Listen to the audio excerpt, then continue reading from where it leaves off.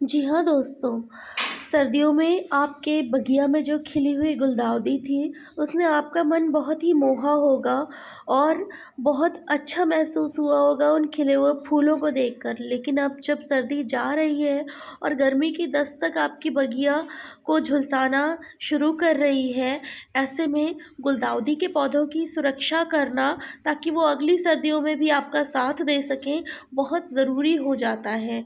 तो गुलदाउदी को अब छाया में रखने की ज़रूरत आपको पड़ने वाली है, क्योंकि सर्दी के फूल अब विदा ले रहे हैं और गर्मियों के फूलों की बहार आने वाली है। तो जिस गुलदाउदी ने सर्दियों भर आपकी बगिया को सजाए रखा, बहकाए रखा, वो अब अगली सर्दियों में खिलेगी ज़रूर, लेकिन तब तक आपको क्या करना है, उसकी पूरी सुरक्षा करनी है ताकि अगली सर्दियों में भी आपको गुलदाउदी की बहार देखने को मिल सके। उसके लिए आपको क्या करना है, आपको पहले तो ये करना है कि आप अपनी गुलदाउदी के पौधों को कीड़ों से बचा के रखें, क्योंकि इस समय कीड़ों का अटैक चल रहा है और ब्लैक बग्स जो होते हैं, ब्लैक कलर के काले-काले छोटे-छोटे कीड़े जो गुलदाउदी की कलियों और ऊपर वाले हिस्सों में आजकल लग रहे हैं, उनसे छुटकारा पाना बहुत ज़रूरी है, वरना पौधे की ग्रोथ भी रुक जाएगी और पौधे को नुकसान भी होगा। तो इस इससे छुटकारा पाने के लिए आपको कोई बहुत खर्चा नहीं करना है, बहुत आसान सा तरीका है, लेकिन आपको ध्यान देना पड़ेगा और अपनी गुलदाउदी की जाँच-पड़ताल करती रहनी पड़ेगी, ताकि जैसे ही वो कीड़े लगना शुरू हों, आप उन्हें नोज़ल से पानी की धार से ही साफ़ कर सकें। और ऐसा एक दिन नहीं, आपको बार-बार करना पड़ सकता है, क्योंकि कीड़े बार-बार लग रहे हैं। तो ऐसे में यदि आप किसी केमिकल का छिड़काव अपने पौधों पर करते हैं, तो उससे पौधों को नुकसान होने की संभावना ज़्यादा रहती है। इसलिए ज़्यादा अच्छा है कि अपने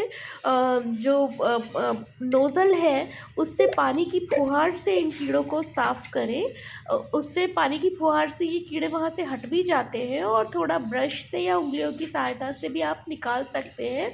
फिर ये नीचे गिर जाएँगे मिट्टी में और खुद ही ख़त्म हो जाएँगे, क्योंकि इनके पंख गीले हो जाने के बाद ये उड़ नहीं पाते और ये मिट्टी में गिरकर फिर ख़त्म हो जाते हैं।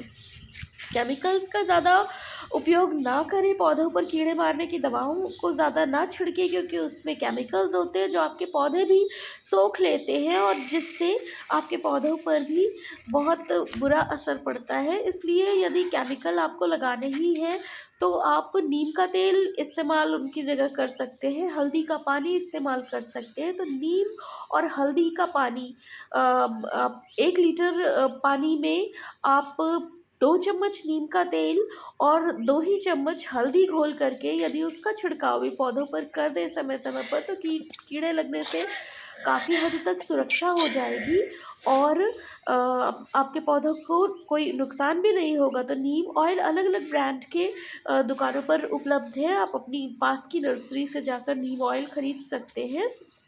और इसके साथ ही यदि आपके पास नीम खली है या आपके घर के आस-पास नीम के पेड़ हैं जहाँ से आप ताज़ी निमोलिया पा सकते हो, तो निमोलियों को भी आप सुखा के रख सकते हैं। फिर उनको कूच कर उनको मिक्सी में क्रश करके पानी के साथ उस पानी को छानकर उसका भी इस्तेमाल कीटनाशक की तरह कर सकते हैं। उसमें हल्दी मिला लेंगे तो उसका असर बहुत होगा और ये जो ब्लैक बग्स होते हैं, ये जो काले रंग के कीड़े छा जाते हैं आपकी गुलदाउदी के ऊपरी हिस्से पर, ये बहुत ही नुकसानदेह होते हैं। ये आपके पौधे को बहुत ज़्यादा इन दिनों अटैक कर रहे हैं। अप्रैल शुरू हो चुका है और अप्रैल के महीने में अभी गुलदाउदी में ये कीड़े लगना, इस समय इनका सीज़न है तो लगना शुरू हो रहे हैं। तो पानी की धार से आप इन्हें छुड़ा सकते हैं और लेकिन आप एक दिन ही छुड़ा कर के आप इनसे मुक्ति नहीं पाएँगे।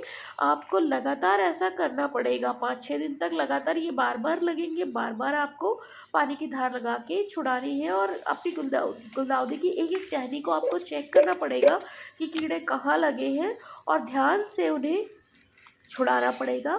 और इसके साथ ही अगर आप नीम ऑयल का स्प्रे कर देते हैं या हल्दी का पानी छिड़कते रहते हैं, तो उससे पौधों पर पॉज़िटिव असर पड़ता है। Happy gardening.